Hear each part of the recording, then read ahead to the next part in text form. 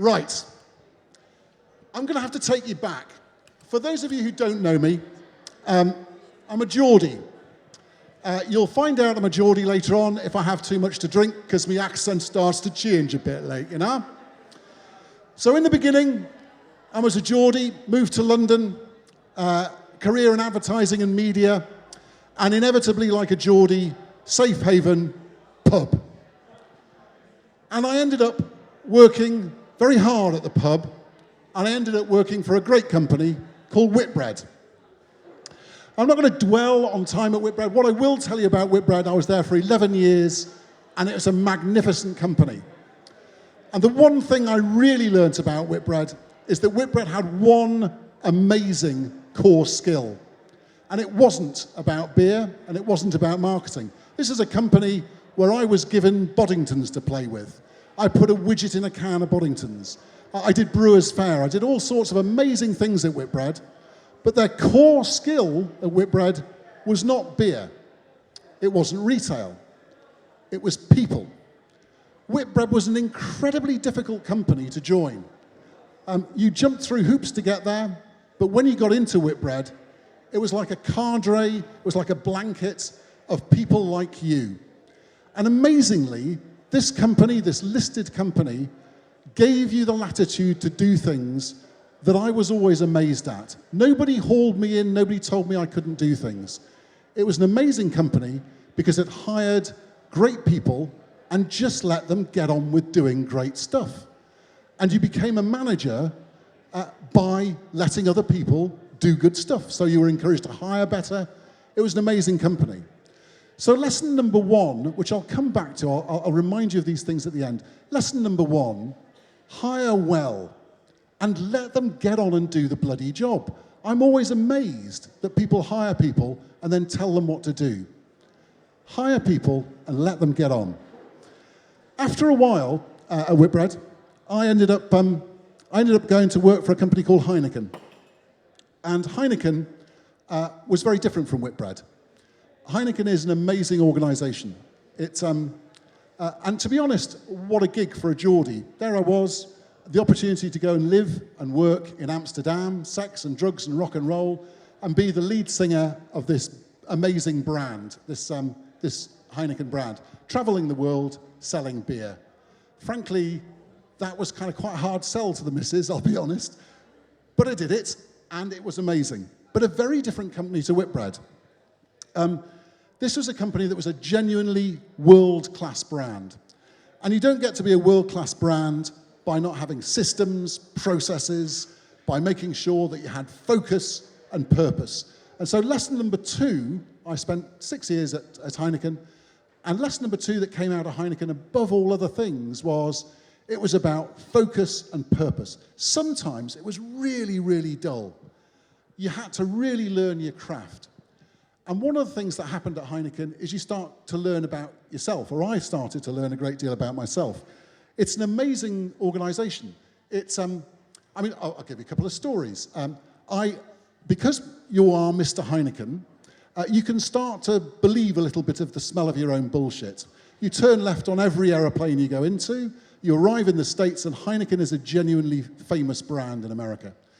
And if you've got a brand card that says Global Brand Director for Heineken, and you turn up at Studio 54, I walked past, I kid you not, Heidi Klum in a queue to get into Studio 54.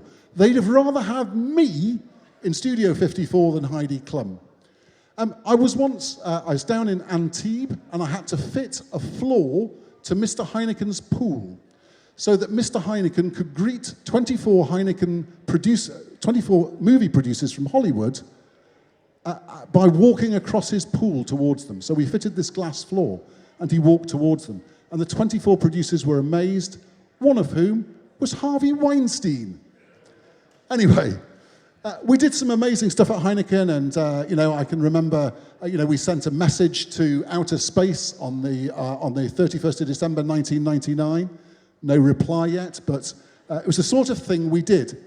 But it was all about systems and process. The creativity wasn't about creativity. It was about systems, process, order. It was Holland.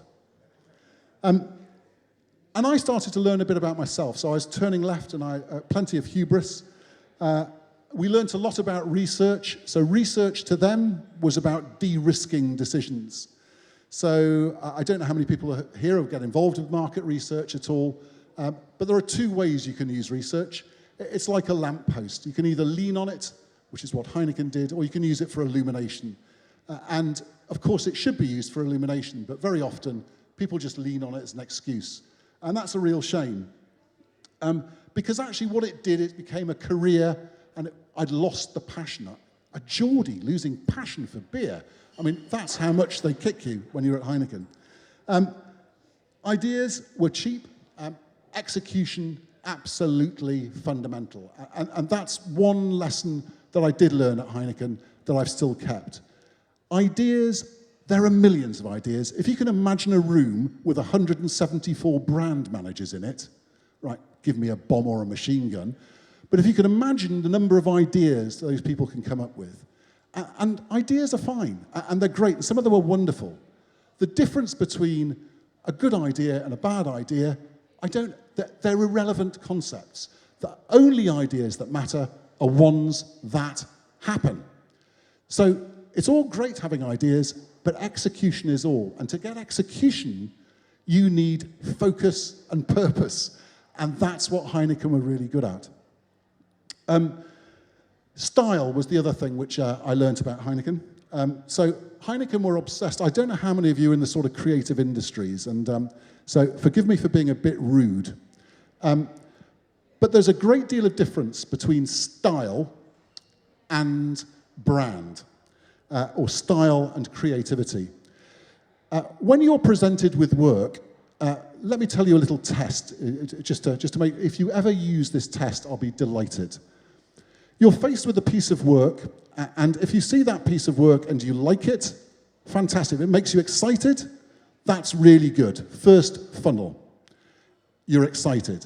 The second bit is take the brand out of that piece of work, and if you still like it, bin it. And the reason is, you know, the work is not about style. It's not about making you look good. It's about the brand. And so very often, you just get style. And in the world of the internet nowadays, it's all style. It's very easy to put something glossy up. And the differentiation between what you do and what somebody else does is starting to be lost. Use that test. You love the work, take the brand out. If you still like the work, bin it. The brand has to be central to that piece of work. So that was a great bit of learning from Heineken. Wasn't very funny, but it was a great bit of work. I started the journey towards English wine when I had a moment. And my moment was with a Frenchman called Benoit. And I was, another gigantic trip around the Far East, and I'd come home, and I met Benoit, and I got on very well with Benoit. Frenchmen individually, I have no problem with. It's just the country I can't stand. So Benoit was a fantastic guy, and he decided he'd take me out for the day. So he took me out, and we were on a beach, and I was wondering why he kept his shirt on the beach. It was a beautiful day. And so I asked him, at which point he ripped his shirt open to reveal the tram tracks of open heart surgery down the front of his chest. And he said, Frazer, this is you in a few months' time. You have to know you are killing yourself and your family are starting to hate you. I thought, okay, that's quite a random kind of thing for a friend to say, but he said it. And I thought, well, mad Frenchman going on about Anglo-Saxons. The second thing that happened was I went on a trip to London. And on that trip to London, I met an old friend, and he gave me a glass of sparkling wine, and he said, I'll bet you know your wine, Frazer. Come on, you've drunk all over the world. Try that, and I'll give you 5 guesses, and I bet you can't tell where it's from. 20 quid. I had 5 guesses, got 5 guesses wrong. You know what's coming. Double or quits. Yep, another 5 guesses. Got those 5 guesses wrong. 40 quid it cost me to understand that English wine tasted really good. So I tried English sparkling wine for the first time. Two fairly random events, but very close together. And then the third thing happened. And the third thing happened was I was sitting in bed with my wife on a Monday morning. I had a Monday off. And the Sunday Times was delivered. I know that sounds bizarre, but it was in Holland, and the papers were always a day late, and all the jobs in the world were in the Sunday Times in the newspaper appointments column in those days. It was pre-internet almost. And there was a job, Managing Director, Chapel Down. And I thought, whoa, look at that, Susan, that's funny. I was just telling you about how good that stuff was. And she said, well, why don't you go for it? I said, oh, don't be ridiculous. It's less than a quarter of my salary. And she said, I don't care. You've stopped smiling and you're a prick. Go for it. And I did. So I applied for the job along with 350 other people, I have to say. And I was lucky enough to get the job. And that was day one at Chapel Down. And I have to say, it was day one in my lesson about humility. And humility was really, look, you know, when you've got God as a business partner, it's kind of quite hard to be humble. But the truth is, English Wine or any wine company, you know, your biggest and most important business partner is upstairs. And you get what you're given. That's all you can do. And that's what makes the business romantic and exciting. But it also is a devil. And it teaches you proper humility. And I had the kind of arguments in my head. So, look, one bit of advice. Everything is about head and heart and understanding the difference between your head and your heart. So English wine, the head argument is pretty powerful. First thing you see when you go into Dover, White Cliffs. Most important geological feature of the Champagne region of France, chalk. Fantastic. Secondly, global warming. There's been 1.5 degrees of global warming in the last 40 years. That's moved the growing envelope about 250 miles further north, which makes Kent, roughly, where Reims and Epernay are, the middle of the Champagne region of France. Thirdly, the biggest market for champagne outside France is, oddly enough, the UK. And where do they drink the most champagne? Just up the road in that there London place. So we had all these kind of fantastic things. Head, this is a no-brainer. And then you got the kind of heart arguments. And the heart arguments in 2001, because that's when we're talking, before a lot of people here were even born, but in 2001, I'll cast your minds back, there was change in the air. Not change in kind of Brexity sort of way, but change. The best rapper in the world was white. He was called Eminem. The best sailors in the world were Swiss. They don't even have a coastline, in case you didn't know. And the best golfer in the world was black, Tiger Woods. These were kind of complete revolutionary changes. And so there was definitely a movement in the air that different things could happen. And so, you know, my heart was kind of, well, that sounds really good. If those are kind of facts, well, why wouldn't English wine, couldn't it win? So that was great. So I sat down, and 8 days later, somebody came to repossess the photocopier. And oddly enough, that hadn't happened at Heineken. And oddly enough, I should have known it was going to happen. Because at Heineken and Whitbread, they send you to business school. And the first thing they'll teach you at business school is the importance of, all the accountants together, cash. Cash is the only thing that really matters. And I promise you, it's so true. Because you can be as profitable as you like, but if you haven't got the bill to pay the photocopier, you're knackered. And I can tell you one thing, wine is a cash nightmare. Just to put it in perspective, buy some land. Plant it with vines. Wait 3 years, and in each of those 3 years, look after the vines. After 3 years, pick the grapes. Oh, you better have somewhere to put them. Build a winery. All of that cash going out. Cash is flying out the door. And you still, this is 4 years later, you still haven't got a bottle of wine to sell. You've got to wait 2 more years for that. So it's pretty hard to to finance a wine business. And it's even more difficult to finance a wine business that nobody's heard of, which is English wine. So I knew it tasted good, but we had a massive challenge on our hands. And in order to make that business work, we had to do some really brave stuff. And what was great listening to the guys before is you've got to have some balls to do this. You've got to get cash, and not all cash is the same. People will tell you it's money is just money. It's not. Some money is great. And I was lucky enough to meet a guy called Nigel Ray. Now, some of you may have heard of Nigel Ray. If you're a rugby fan, you may have heard of Nigel Ray. He used to own Saracens. But he's a serial entrepreneur. He invests in lots of things. And the most important thing Nigel ever said to me ever, which really made me a fan of what Nigel did, is he's a big fan of a guy called Warren Buffett, and he talks about patient capital. If he's going to invest, he doesn't want his money out in 2 years' time. Those are investors, but they're not proper investors. They're really speculators. Nigel Ray put money into my company in 2004. Every single time we've raised money since then, and there's been a few times we've done that, he's put more money in. And this year, when we did a crowdfunding, which is our third crowdfunding, he put in a non-dilutive amount again for the 12th time, and he hasn't taken a penny out. That's 17 years without taking money out.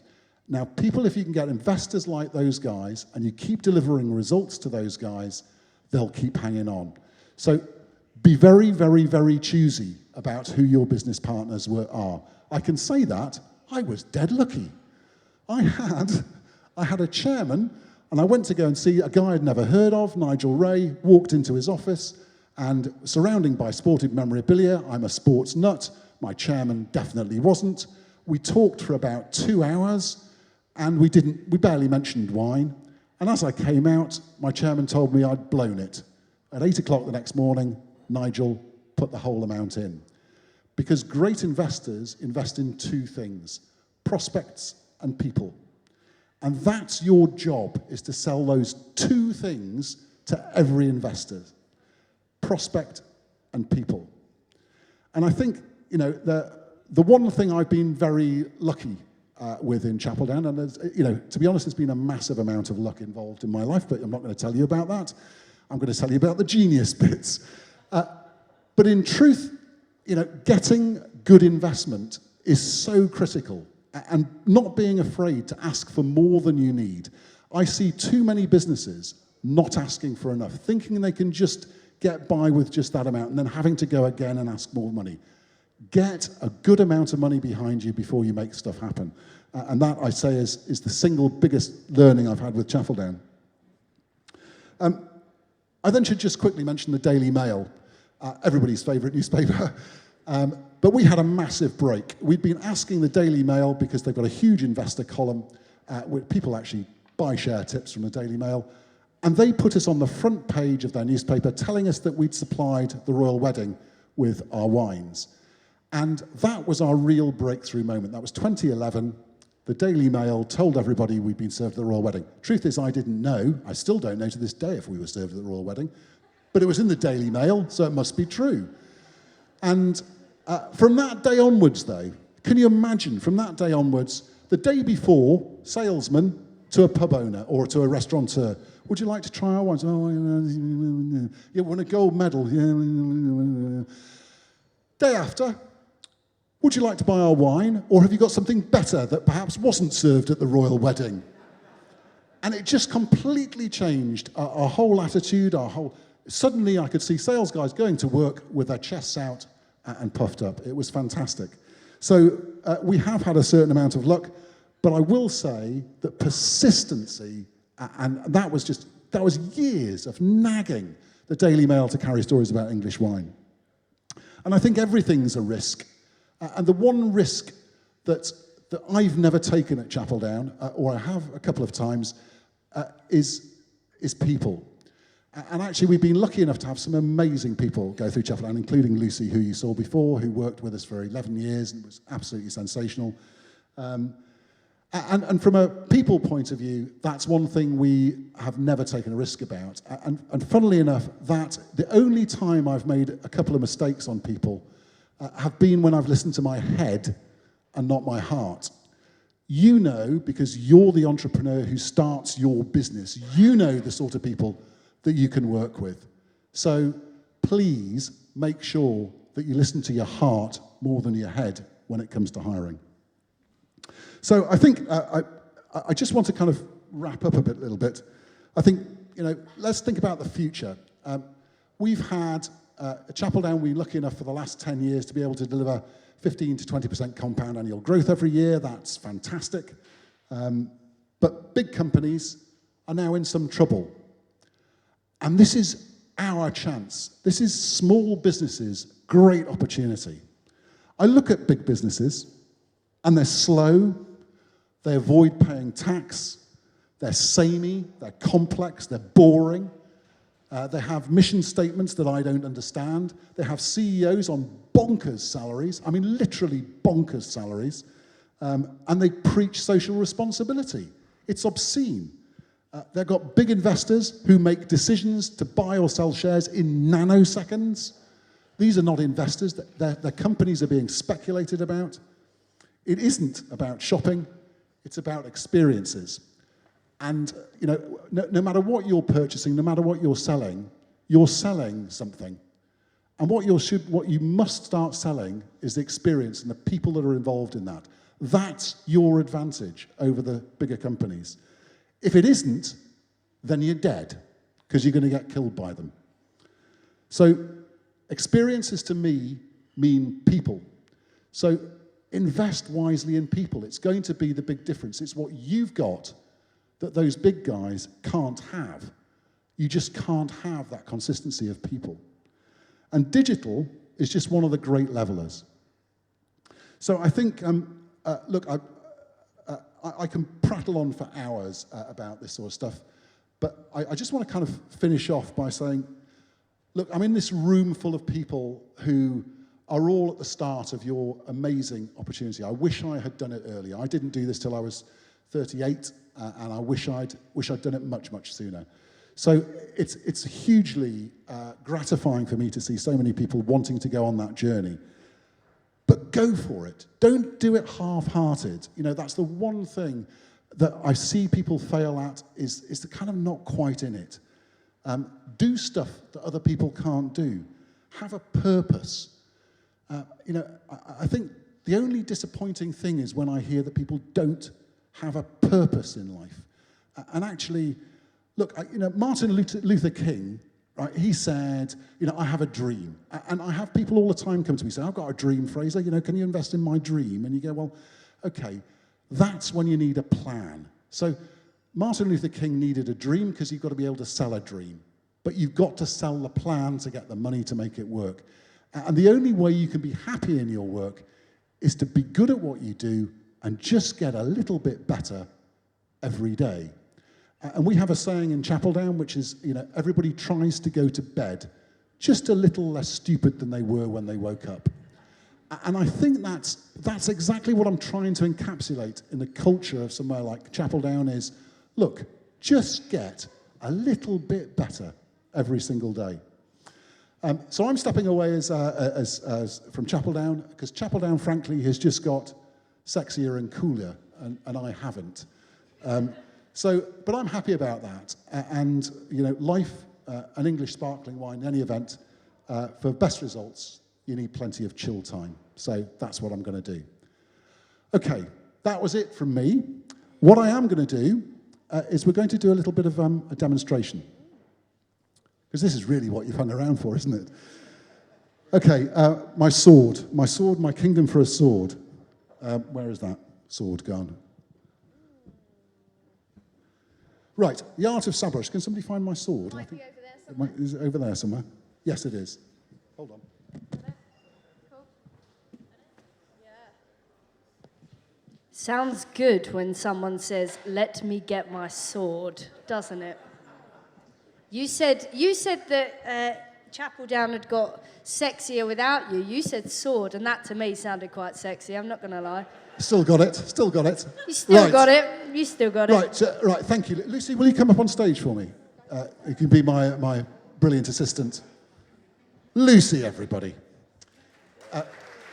Right. So this is the art of sabrage. Okay. And Lucy's done a health and safety check on this. It fails every single health and safety check. Nevertheless, we're still going to do it. So sabrage, it's easier than you think. And I've got a proper sabrage sword here, but frankly, you can do it with the back of a sabatier knife if you wanted to.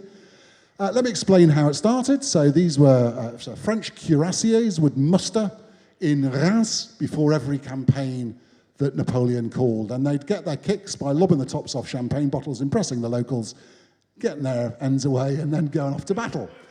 And the only time they didn't do that was in 1815 on the way to Waterloo, by the way, so it was important. So, what happens, and anybody who wants to have a go later on, I will teach you how to do it for a small donation to the foundation. You're looking for the weak line in the champagne bottle, which is there's a seam in every champagne bottle. It doesn't work with Prosecco, by the way, it's not enough power inside.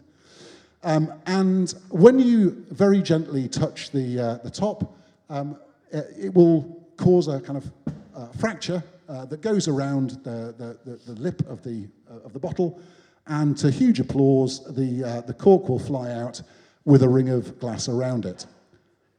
Okay. I'm going to do it that way.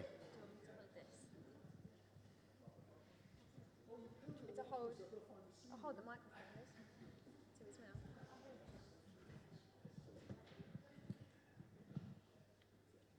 Did the front row want their eyes, or? I'm going to hold your mic if you Okay. All right. So the secret to this, and we will no doubt have some absolute butchery of this going on later on, but the secret to this is to do it with arrogance and imagine you're a French cuirassier. Okay. So you are about to indulge in your favourite fantasies with French ladies in Reims, but before you're going to do that, you're just going to be a little bit arrogant, and you're just simply going to do that. Hey!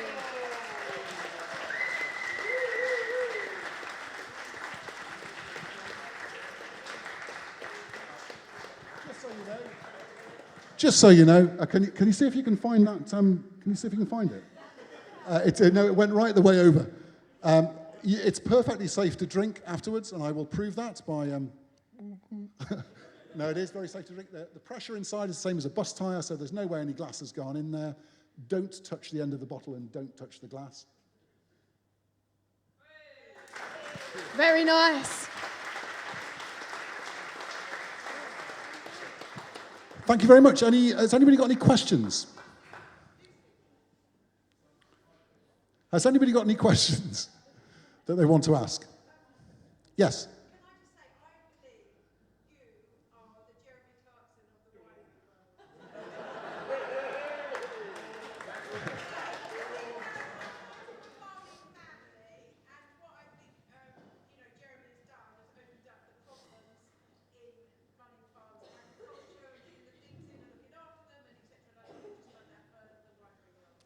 Well, thank you. I'll take that as a compliment.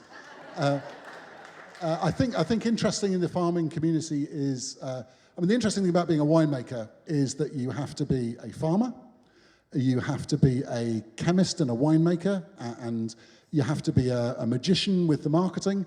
You do retail and tourism. You do all of those things, and you have to do all of those things. And funnily enough, your brand depends on that. So again, I'm not going to just boring people again, but it's all about just having great people and hiring the best people you can and just let them get on and do it, because if they understand what you're trying to do, then that's the best you can do. Any other questions? Or statements about... Yes? I'm just going to ask, it's really interesting to hear some of the investments, talking about that kind of more top-level stuff, but perhaps some of the, what would you say, for a business, there's people who are looking to start a business, what are some of the key things in those kind of really early days, even before you've hired your first person, would you say, are the important things? Is it some of that tenacity that you talked about? Yeah. Perhaps more, for some of the newer businesses in the room, would you say? Yeah, I think you've got to understand the purpose that you're doing. I mean, the point I was making about Heineken is, they have always been driven by that purpose behind what they do. And the interesting thing is that if you then ally that with the Whitbread strength, which was hiring great people, I think don't be afraid to ask for help. So I've never been afraid of asking for help because I'm too stupid to work it out for myself. So ask for help, but make sure that you get investment in early. The last thing, if your business is, whatever your business is, most people don't come into business, because unless you're an accountancy firm, you're not going into business to do the accounts, okay? So, and that's going to be a chore and a pain. And I can promise you, it's a bigger chore and pain when you're losing money or you haven't got a grip on your cash. So most important, make sure you've got somebody there who's got a good understanding of where the money is, and make sure you've got enough of it so that you've got purpose to do it. So and particularly in the early days when you're learning that, make sure you're well funded and make sure you're on it. So I think that's, yes. Are you going to start a podcast after you retire? I'd listen to it. And the second question was, you mentioned about investors and looking for investors who are really emotionally connected to your growth. And how do you find that? And what are kind of the key signs to looking for investors that kind of give off that character? Well, I think the best guide to investors, again, there'll be better people to talk to about this than me. I can only say, look, one of the things, for example, we have is crowdfunding. And I think for many of you, that might be an interesting route. So one of the interesting things about crowdfunding is that what you're effectively hiring when you get a crowdfunding investor is you're buying a fan. So you're getting two things. You're getting cash from the investor, but you're also getting a customer. And I have to say, we've got 11,000 crowdfunded investors now, and they all do my job. They're as boring as I am on a Saturday night, talking about how great Chapeldown is. It's amazing. And we've got one in the front row. And, so that's what they do. They sell it for you. So there's kind of double whammy. So not all money is the same. The other way is if you are approached by a proper pucker, significant investor, a serious kind of, angel, or whatever you want to call them, look at their past record. The first question I would ask is, how long are you looking to do most of your investments? What are you looking for as an investor? So, and if the answer comes back and it's a number of numbers, I'd kind of, look, you can get numbers a number of ways. I want people to invest in people and purpose. That's what Nigel does. And I've done a couple of podcasts, so yeah. I'm afraid I'm going to have to press for time, but everybody, the very inspiring Frazer Thompson. Thank you so much.